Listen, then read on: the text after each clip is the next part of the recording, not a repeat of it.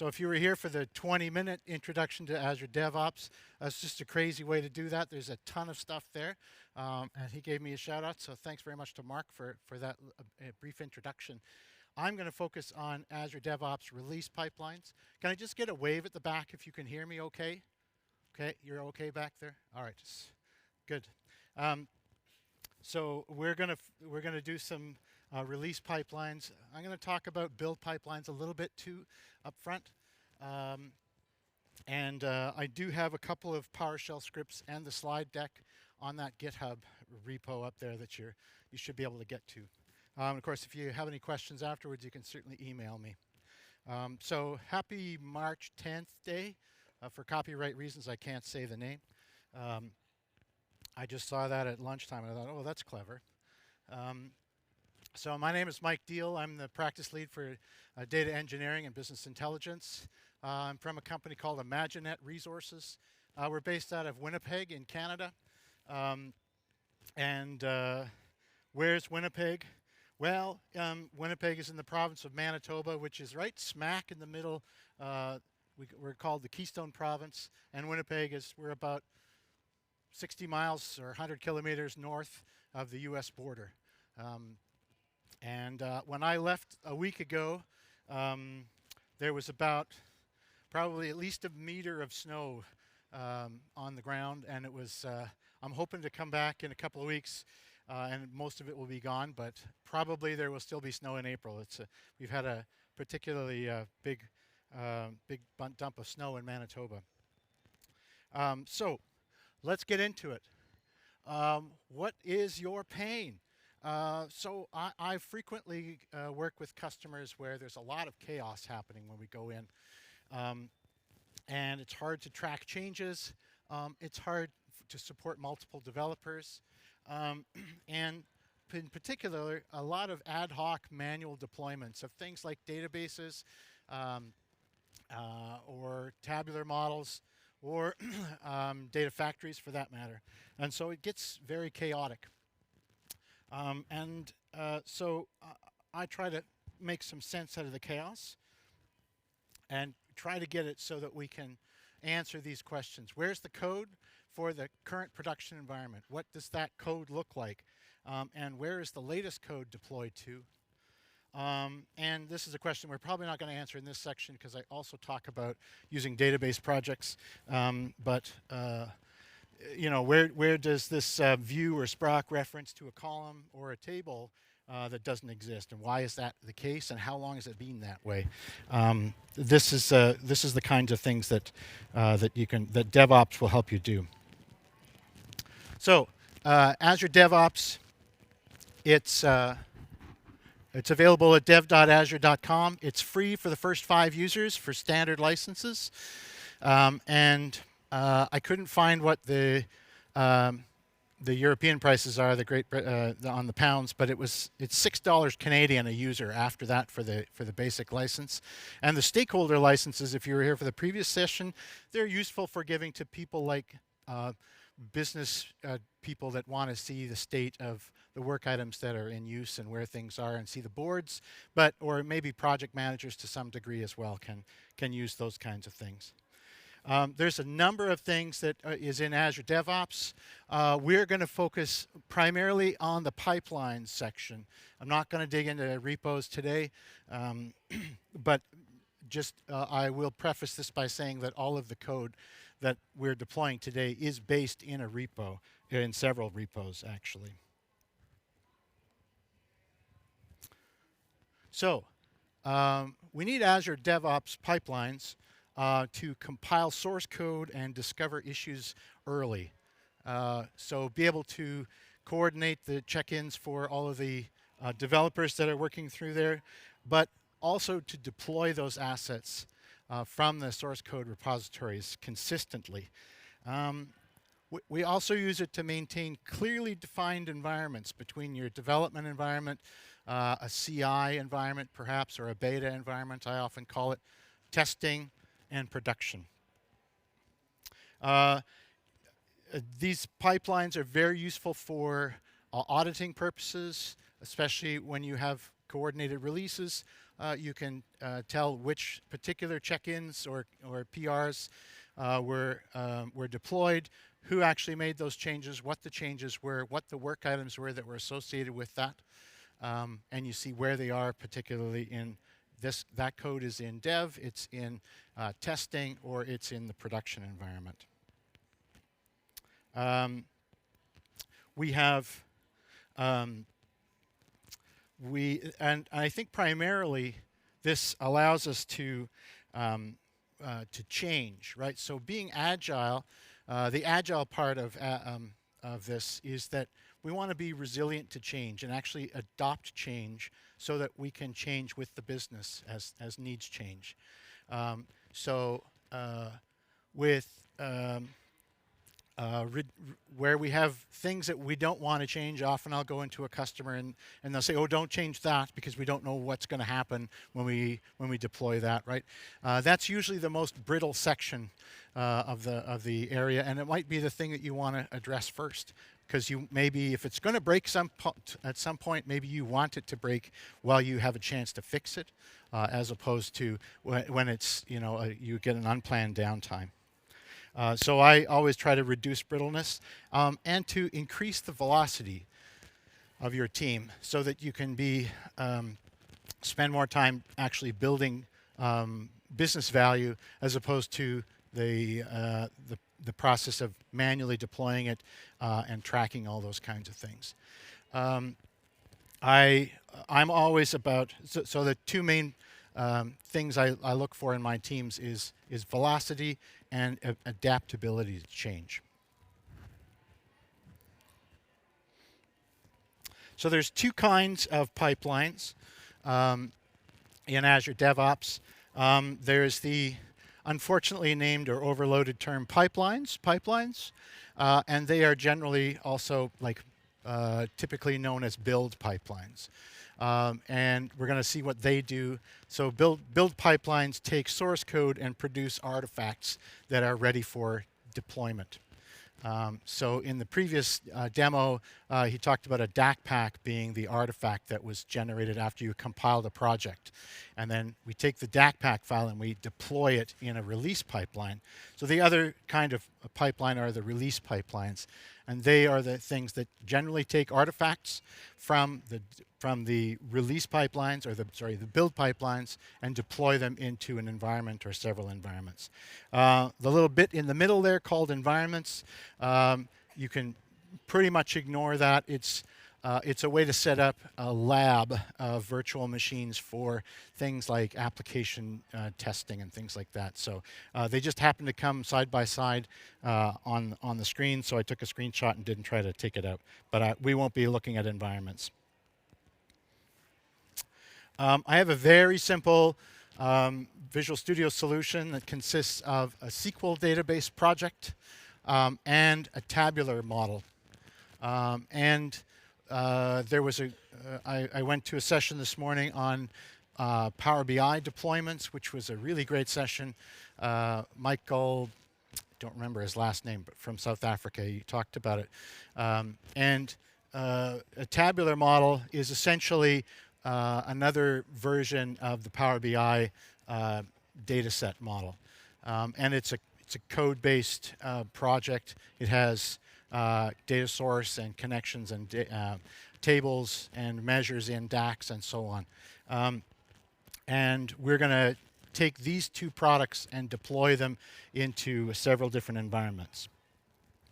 On top of that, we have a very bare bones Azure Data Factory that has a couple of connections. Essentially, the scenario here is that it's connecting to AdventureWorks as a source system and doing some ETL processes to load into a demo database in some kind of star schema data warehouse type thing. In our scenario, the AdventureWorks source database isn't going to change per environment. We have one legacy or one OLTP system, let's say, that we are sourcing from, but we are going to deploy into different demo databases in Azure SQL to support our separate environments. So when we think about building projects, in particular in Visual Studio, what are the outputs of a compile in a Visual Studio solution? And by the way, when I talk about Visual Studio, you can use this with the community edition of Visual Studio and add the database workload for SQL for Visual Studio 2019. It's a free one. You don't need a professional or a subscription at all. But you do have to have, and then the analysis services project types are a separate component download for Visual Studio. But again, it's also free. So for those first two project types, they can be managed in Visual Studio. And the compiler type for those is an MS Build type compile. So essentially, MS Build is the underlying command line tool that will take those project files and generate compiled output. And usually, it's in a bin folder of some sort when you do the compile. So the output file for SQL project is a DAC pack, and the output file for a tabular model is an AS database. Azure Data Factory is a bit of a different animal. The way you deploy Azure Data Factory is through what's called an ARM template. And an ARM template is a JSON file that is used in a standard format for all Azure all Azure resources. So ARM is Azure Resource Manager template. And so anything that you can deploy or create in Azure can be deployed through an ARM template.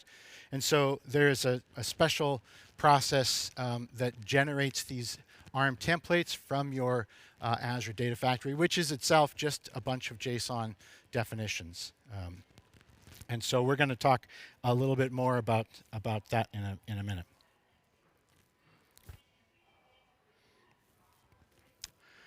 So we saw. I'll show you in a few minutes the build pipeline that we use for the Visual Studio build task. We just basically go out and build that solution. It's going to run the compiler against both the projects in there. And for the SQL project, it's going to generate a DAC pack file, and I've also asked it to include a publish profile, an XML file that defines how this this database will get published. And the tabular model will generate a model.as database file, which is primarily JSON as well. And so we run it basically does the compile, and then it takes the output of the bin folders and it puts it into a staging directory, and then whatever's in the staging directory on the agent after that copy step gets published as an artifact that's associated with that build. And so then the next part is Azure Data Factory. And how many people have used Azure Data Factory before? How many people have used the previous manual publish ARM templates at all? Anybody deploying Azure Data Factory? Yeah.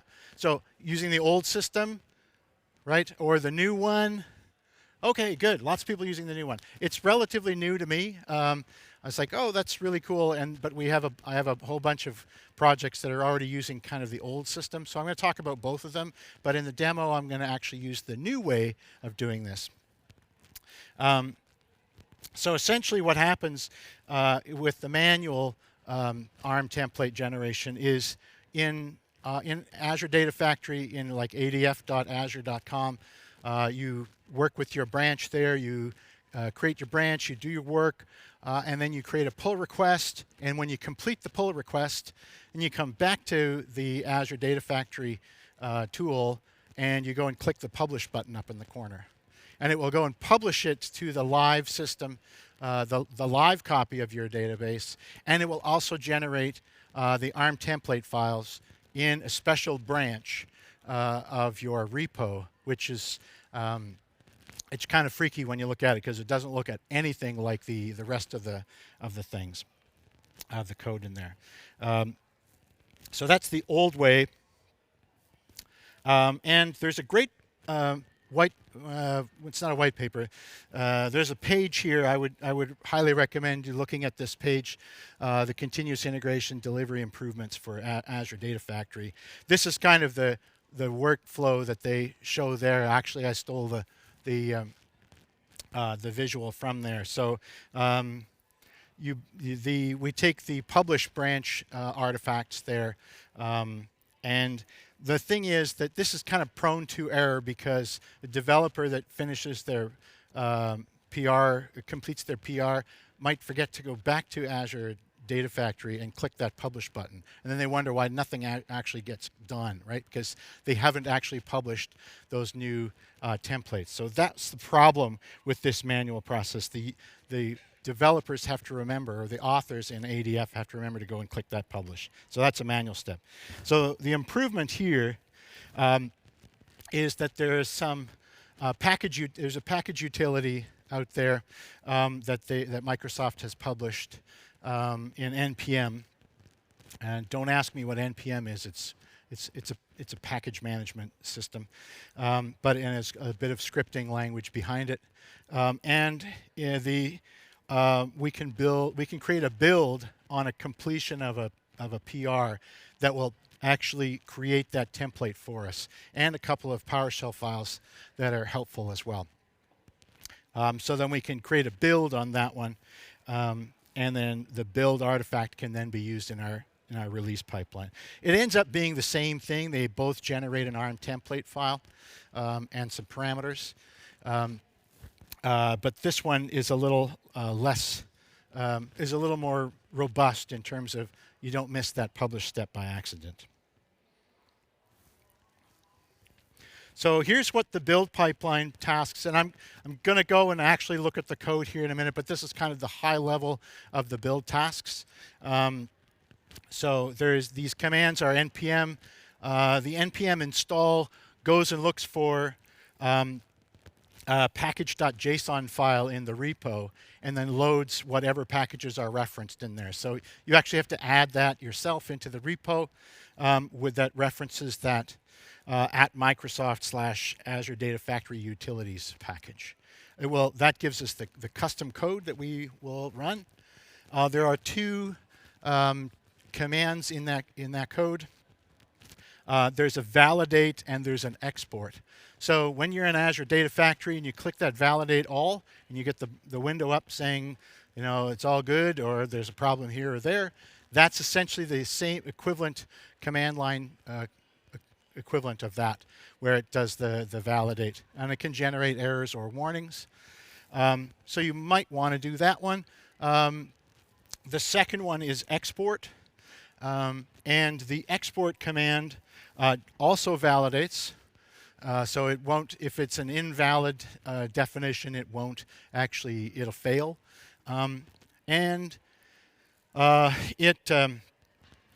It validates that file. It takes a source folder as to where both of these take a source folder as to where the JSON code is for the data factory. And the export one actually takes a folder name that it will generate that into, so that all of that ARM template is in that folder. In this case, we've called it ARM template, and it includes these objects over here. So that's what ends up being in your artifact over on the left side there. You get a global parameters.json file. You get the ARM template for factory JSON. You get the ARM template parameters file, and you get a global parameters update script, a PowerShell script, and a pre and post deployment script as well. So those are just handy tools that they've given us in that. Okay, so now I'm going to show you these build pipelines. How many people is this brand new for? You haven't built any pipelines. Okay. And how many people are using YAML? Oh, quite a lot of you. I am not a fan of YAML. But, I'm old and gray, I guess, probably is the biggest thing. So I find, especially for beginners, it's easier to go from the more guided approach. So if I look at, here is my main solution, and I'm going to edit this pipeline. So it consists of 3 tasks. I first off get my sources from the Azure repos Git, and it tells me what project and what repository I'm using and what my branch is that I'll be using that one. And then I have a series of tasks to run against that. So this is a Visual Studio build, and I'm looking for any solution files in the folder. And I can add any arguments I want in a platform and configuration if I want to. And so that's going to generate the DACPAC file and the AS database file for those 2 projects that are in that solution. Then I have a copy files task that just basically says go and look for anything in any bin folder and lower than that. And I'm going to copy it into the build artifact staging directory. And you're going to notice that this is an example of a variable that actually this one gets populated automatically. The build artifact staging directory is some file system folder on the agent that's running it. And then the last step here is to publish that artifact into a name called drop, and it goes into the pipeline, and it just basically publishes the whatever content is in there. So there's really not much to it. There's really no variables with this. And if I go to the triggers thing, I'll see that it is a continuous integration trigger. So as soon as something gets checked into the main branch, this is going to kick off. I could also have scheduled integrations, or I could run this build when some other build completes. Nothing much else in the options side, I don't think. I can manually queue things. And let me go into the summary of this to see all of the builds that have happened already. And if I look at this one, this was done yesterday. And when I look at the agent job, it does a couple of things. It goes out and gets the files from the Git repo for me, and then it goes out and builds that. And here is the output from the build. So if you were to open the solution and do a Control-Shift-B or compile in your solution, this would be the same output that you would get there. And so it shows me that it's creating a tabular project of files. There's my AS database project, and there's my publish file, and there's a DACPAC file there somewhere. Then it's going to copy all the files into the staging directory, and it's going to publish that artifact. It uploaded 7 files into the drop. So if I go back and look at the drop output for this, here's the artifacts for this. In my demo data warehouse bin folder, I have a DACPAC file, I have a couple of DLLs, PDB files, and I have the publish XML file. That's my publish profile. And in the tabular side, again, I have a bin folder. Really, I'm only concerned about this model.as database file. Okay. Now I'm going to show you the link I gave you for the advances in continuous integration for publishing. Its example is a YAML pipeline. And so here's what YAML looks like.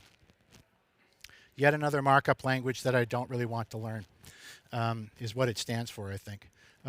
So here is the command line arguments for running NPM. Here's the install packages. Here is the validate step, and I give it the local path for the build repository. And I have to give it the subscription ID and the resource group that this thing belongs to, and the name of the data factory. So this is basically the resource identifier for this data factory. That is what it's going to be deployed into your subscription And so there is the validate step. Here is the export step. It's the same parameters after the fact there. And it just says I'm going to save that into the ARM template folder. And then I'm just going to publish the ARM template folder into the pipeline. So that's what the YAML one looks like. I'm going to go back and look at the one that I built, which was marginally easier. I had to basically, they didn't give me this one, but I built this one here. And so if I look at this pipeline, I used the tasks that are available. So when you go and build, and I wanted to add a task, here's a bunch of tasks that are sort of built in. You know, do some this is all of them. But if I looked at build, so build with Ant, do a container build, a Visual Studio build, a Docker compose, you know, various different things, Gulp, Maven, MS build, and so on and so forth. I've got some custom tasks in here that you can go out and get from the marketplace as well.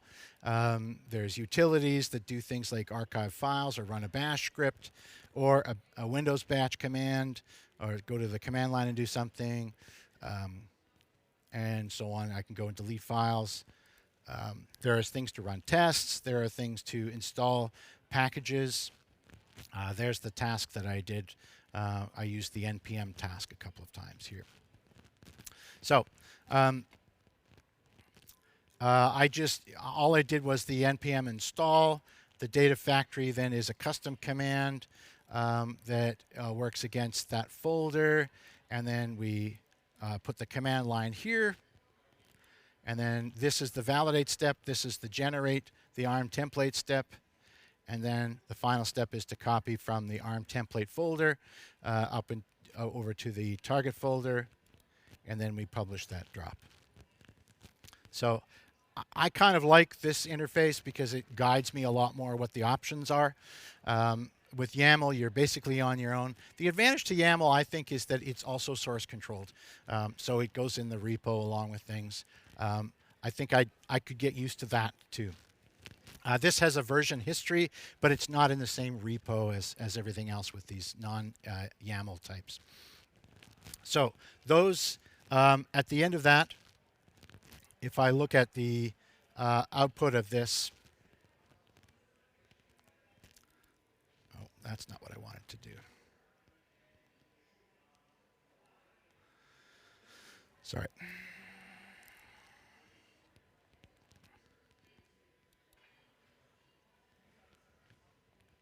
And there's no artifacts on that one. No, there is. Okay. So here are the artifacts that were generated and put into the drop folder. So I have my ARM template JSON file, my ARM template parameters file, and then the global parameters JSON file and a global parameters update script, PowerShell, and a pre and post deployment script in PowerShell. So those are all things. And now when I get to the release pipelines, I'm going to take these same artifacts and deploy them into different environments. And they're going to be the exact same artifacts. And that's one of the principles of this kind of release management, is that you take the same compiled output and you deploy it with a little bit of configuration to the correct environment.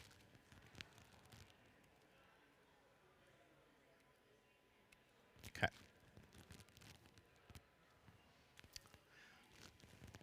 So when we think about release tasks, just like we think about build tasks being essentially command line operations, release tasks are essentially the same thing. So you should be able to do the same thing from a command line as you do through the release tasks. And the tasks are just an automated way of running that on some agent. So I kind of like to talk about, because sometimes it's useful to know what the thing underneath the covers is actually doing, or what tool it's actually using. So DACPAC files are generally deployed using a command line tool called SQL package. And there's a bunch of command line options for it. that control how it works. And the nice thing about SQL package generally is what you're doing with the DACPack file. Here's the definition. The DACPack file says, here's how I want my database to look. SQL package will take that DACPack definition, that's called desired state configuration, and compare it to a deployed database that's out on a SQL Server instance or an Azure SQL database, and look at its components, all of its metadata, all of its, not the data that's in there, but all of the definitions that are in there. And it will determine what it is it needs to do in order to take that DACPack file as the way I want the schema to actually make a change script that will run against that one and make the change, right? So there's kind of two schools of thought for deploying SQL databases. One is kind of keep a track of all of the changes that you want to make and apply them serially, whereas this approach is the desired state configuration, where I say, I've got the definition of a project, of a database project. It's got a bunch of create tables in it, by the way, or create view or create stored proc.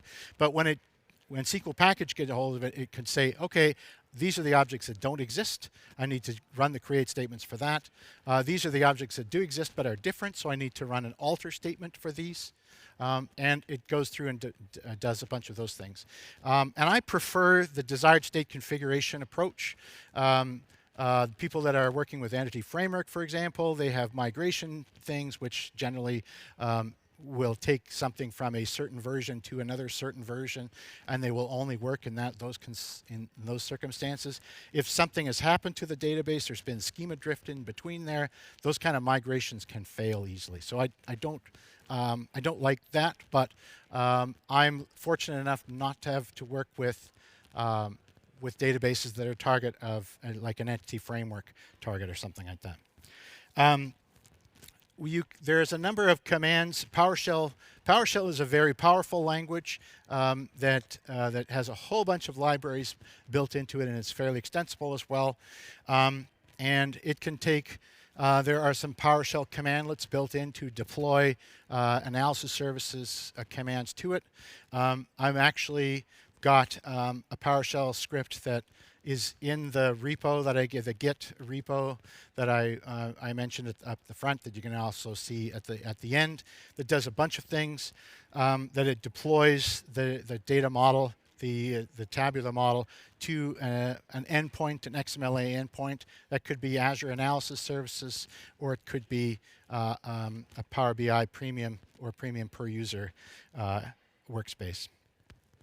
And the third kind, the ARM template, there is a task that does an ARM template deployment that's built into the release task. So I'm not really sure what the underlying technology is underneath there.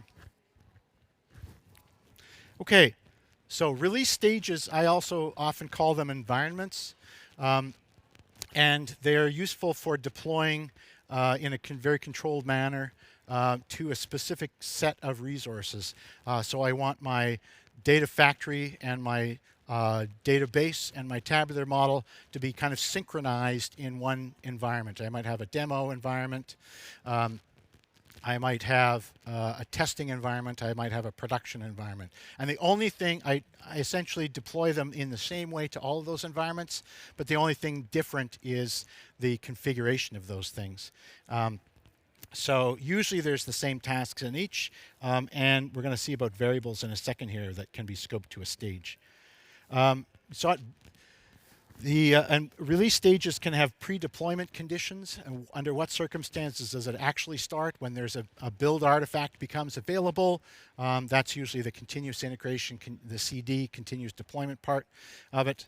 It can be after a previous stage, so you can automatically deploy it to your test environment if the beta environment deployed successfully. Or it can be manual only, so it only triggers when you actually do it. So, and you can also have a scheduled deployment of those things to happen on a regular schedule. And you can specify approvals. One or more people that either one or all of them can approve them, approve a deployment, so it won't actually happen until they get an email notification, you click on it and approve, or you can go to the portal and approve something that way. Here's an example of pipeline variables, and the variable name I can use in various different places. For where I need to specify something that's a configuration thing. And you notice that these are all on the scope side over here. They're all at the release scope, which is, they're not specific to any environment. But if I had a different login or password or something like that for the production environment as for the testing environment, this is where I would put them in here. You'll notice that the second one here, the application secret, is actually a masked value. So it's essentially write only. You can't see what's available, what's in it afterwards. You can also link this up to a key vault and store the secrets in there as well. And you can also see that we can also reference other variables in our definition. So if we look at, say, the third one from the bottom, the name of the data factory is ADF-SQL bits 2022 dash, and then the variable name for the release environment. And the cool thing is then it just basically takes the name of the release environment, and which is in this case maybe beta or test or prod, and it appends that to the end of that thing. And you'll see that my AdventureWorks connection string also has other variables referenced in it. So I tend to do two things for my database deployment task. It's using the same task, but one is to create a change script. So it doesn't actually do it. It runs SQL package. It gets the DACPAC file, compares it to the target database, and generates the change script that it would apply if it needs to update that. The change script includes all the pre-deployment and post-deployment tasks that are, or scripts that are part of the project. And it saves it in the logged output folder. So you can go and look at that one afterwards. If there's something weird when happening, you can go and take a look at that one. And then the other task is to actually publish, which will do that comparison, except for it doesn't generate a script. It actually performs the changes on that server, on that database. Several steps for data factory deployments. The first thing is there's a PowerShell script that will disable the triggers. So you can't deploy a data factory with the triggers being enabled. So this basically looks at all the triggers on the target data factory and disables them first up. And it uses the pre and post deployment script with the pre-deployment option set to true. The second task is to actually do the deployment of the ARM template, which is an ARM template task. Basically, if you have a few configurations in there, things like connection strings and so on, that might need to be specified in that ARM template. And the third one is to clean up, which is also a PowerShell script. And that's the pre and post deployment with the pre-deployment set to false. And the reason that this is, and when you deploy to an ARM template, it specifies, I want to deploy these resources into this resource group. And there's an option setting there for the deployment mode of that to be incremental. And what that says is I'm going to take this template and I'm going to incrementally add it or update it to the existing resource group.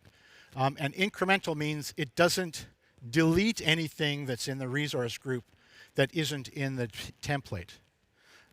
Which the way I build resource groups, it tends to be sort of project-centric. I'll have a bunch of resources around. I have one resource group for SQL bits, for example. And what you don't want to do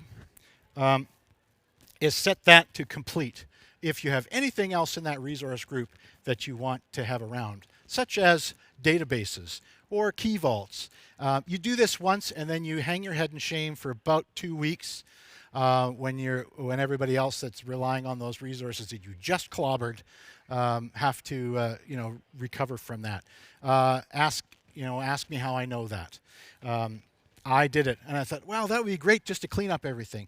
Well, we don't want to do that generally because we generally have other things in there. So that I'm going to back up to this one. The cleanup then goes and looks at the template and at the data factory and says, okay, I've got all these things defined in the data factory and all these things in the template. What's extra in the data factory that might need to be deleted? And it goes out and deletes those extra objects in the data factory. And it's very selective about that. So that's a helpful one, much better than setting that thing the bad way. So don't do that. There's my fair warning. If you have global parameters, and I highly recommend using global parameters to set things that are different between environments. Things like notification email addresses, or even you could parameterize some of your source connection strings and things that way. It generates a global parameters JSON file which contains all of the global parameters and their current values as defined in the ARM template. And then you can transform it with the transform task, which is way simpler than you think it is. It just basically uses JSON naming convention to go and find a value and replace it with a variable. It'll update that JSON file, and then you run the global parameters PowerShell script to update that. And it goes and pushes those values into those updated global parameter values into the published one. The third type of task to deploy is the tabular model. Takes that AS database and it runs it through. We use a PowerShell script because we can use the same script to deploy it to either analysis services or to an XMLA endpoint in Power BI. And it can deploys that one, and we also have it set to update the SQL data source connection. So we have a kind of a default standard to use a standard login for PowerShell or Power BI data models to connect to a SQL database. And so it will update that one so it sets the credentials for that one accordingly. And we can have an optional refresh of the model. So I tend to do an automatic refresh to refresh anything that's not processed after that one. The gotcha here is if you're familiar with XMLA endpoints and you look at a premium per user or a premium capacity workspace, and it gives you the endpoint for the Power BI XMLA endpoint. There's a few configuration things you have to do to enable read-write endpoints as well. But it won't look exactly like this. It'll be HTML encoded. Instead of the spaces, it'll be like a %20 for those two. And this won't work that way. So you actually have to go and use it in this format. Ask me how I know. And it will detect whether it's a Power BI. Based on that prefix, the script will detect that. Okay. So how much of this am I going to get through and look at?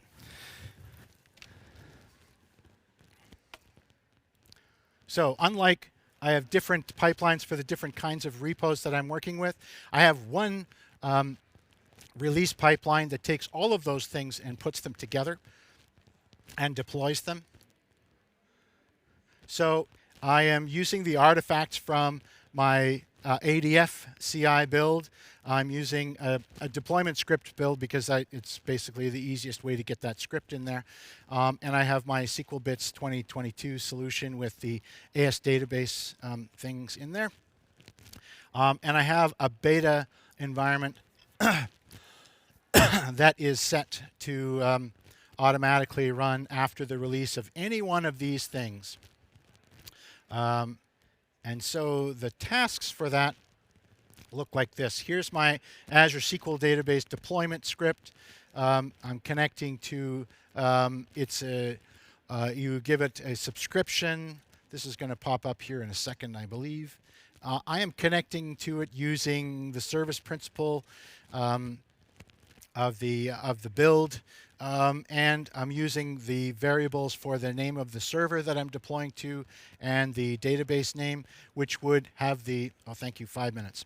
And this step is going to generate a script here's the location of the DACPAC file, here's the location of the publish profile, and it will go off and do those ones. This second one is almost exactly the same, except that the action is a publish action in this case. So moving on to the data factory, here's the data factory, and it's using a PowerShell script, and it's running the pre and post deployment script, and it's giving the arguments for the script. It gives the location of the ARM template, the resource group name, the data factory name, and the fact that it's a pre-deployment thing. Here's the ARM template deployment for the data factory itself. It is going to, there's the location of the template and the template parameters file, and then I can override the template parameters for things like the name of the data factory, the connection string for the AdventureWorks, and the demo database connection string. And then my third task will call that post-deployment script again, and same parameters except that pre-deployment now is set to false. And here is my file transform, and I go and look for the folder, the drop folder for the ADF drop, and it's a JSON file, and I'm looking to transform that target file, and it's basically going to look at for any variables that it finds a match for in this file, and I've got one here. I've got a variable called test1, and its value is this thing. There's really nothing to it, but it's going to go and find that in the JSON of that global parameters one and update it with that one. That's really all there is to that. And then once it's updated this this JSON file, then it's going to run the update script to apply that one, give it the arguments for the name of the file and the resource group name and the data factory name and so on, and execute that one. Now I've done this twice, this deploy tabular model. Once is for Power BI, but they're the same things. I called my script called tabular deploy and refresh, and it's got a bunch of arguments for to be able to connect to it. So there's an application ID and a secret and a tenant that it uses to establish security credentials for that one. The name of the XMLA endpoint, the database name that I want to use, and the SQL Server database, and so on, a whole bunch of these things, and where the model is. And there is my model AS database and my refresh type. So let me actually just create a release. And I'll start that one going. The AAS one is the same thing, it's just using a different set of variables. If I go back to this pipeline, one thing I would suggest is you start working on your beta, your very first one, and then you can do things like clone this one. This is what I did to create these other two. And come on.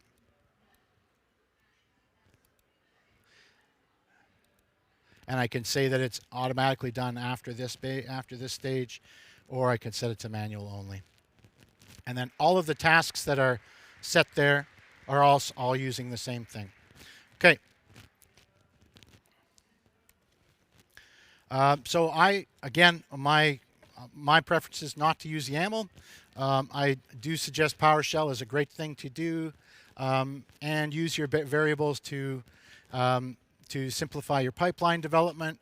And if you invest your time early to build these things, it is a bit of a tedious process up front, but it will pay off in your velocity afterwards. Thanks very much, folks. There's the PowerShell scripts to run that are in there. There's also one for deploying RDL files up to Power BI as well. So paginated reports are there. Appreciate your feedback. I have 2 mugs, one of which made it across intact. This one over here is cracked. And I have some more. I didn't give much candy out because we weren't getting any questions. So help yourself. Coffee Crisp. I don't think you can get that over here. I think the other two, when I go to the States, they don't have Smarties. They have M&Ms. So Smarties are better than M&Ms. You guys would know that probably. So Coffee Crisps are uniquely Canadian, I think. So come up and help yourself. I'm happy to talk to you afterwards. I know we have another session coming up in about 10 or 15 minutes or something. 15 minutes. Okay. Thanks very much, folks. Appreciate your time.